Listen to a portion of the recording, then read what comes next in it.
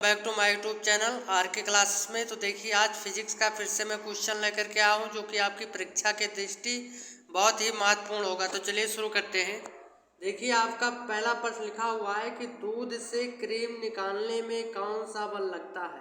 यानी जब दूध से क्रीम निकाला जाता है तो उसमें हम किस बल का प्रयोग करते हैं। तो कौन सा बल होता है आपका अपकेंद्रीय बल होता है। कौन सा बल होगा अपकेंद्रीय। चलिए आगे बढ़ते हैं। देखिए दूसरा क्वेश्चन में कहा जा रहा है कि चाबी भरी घड़ी में कौन सी ऊर्जा होती है। यानी जो चाबी भरी घड़ी होती है उसमें कौन सी ऊर्जा होती है। तो स्थितिज ऊर्जा होती है। कैसी ऊर्जा? स्थितिज ऊर्जा। चलिए आगे बढ़ते हैं। सौर की ऊर्जा उत्पन्न होती है। क्या बताया गया है कि सौर की ऊर्जा उत्पन्न होती है। तो सौर की ऊर्जा कहाँ पर उत्पन्न होती है? नाभिकीय संलयन के द्वारा। यानी नाभिकीय संलयन एक ऐसी क्रिया है जिसकी सहायता से सौर को ऊर्जा प्राप्त होती है। चलिए आगे बढ़ते हैं। क्या बताया जा रहा है कि वायुमंडल में बादलों के तैरने का कारण है। तो बादलों के तैरने का कारण आपका क्या होगा? तो सही जवाब आपका क्या होगा? घनत्व के जरिए। यानी घनत्व की ही सहायता से वायुमंडल में बादल क्या होते हैं? तैरते रहते हैं। चलिए आगे बढ़ते हैं। इसमें बताया जा रहा है कि वस्तु की मात्रा बदलने पर क्या अपरिवर्तित रहेगा। यानी जब वस्तु की मात्रा हम बदलेंगे तो क्या अपरिवर्तित उसमें रहेगा? तो आपका क्या होगा? घनत्व ही उसमें अपरिवर्तित रहेगा। चलिए आगे बढ़ते हैं। इसमें बताया जा रहा है कि जल में तैरना न्यूटन की गति के किस नियम के कारण संभव है।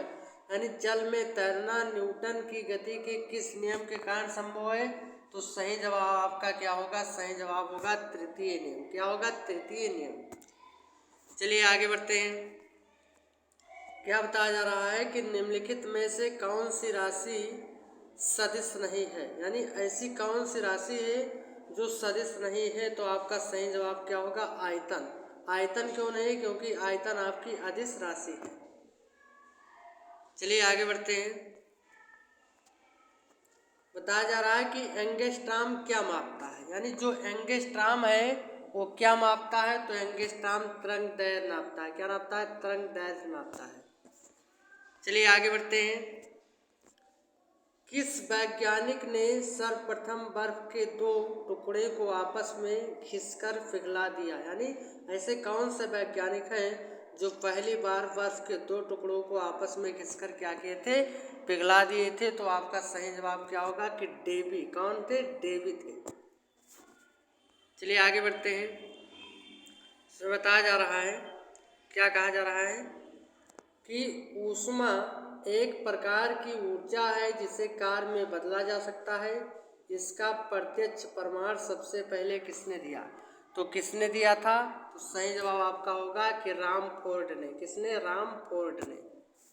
चलिए आगे बढ़ते हैं। इसमें बताया जा रहा है कि लोहे की सुई पानी की सतह पर तैरती रहती है।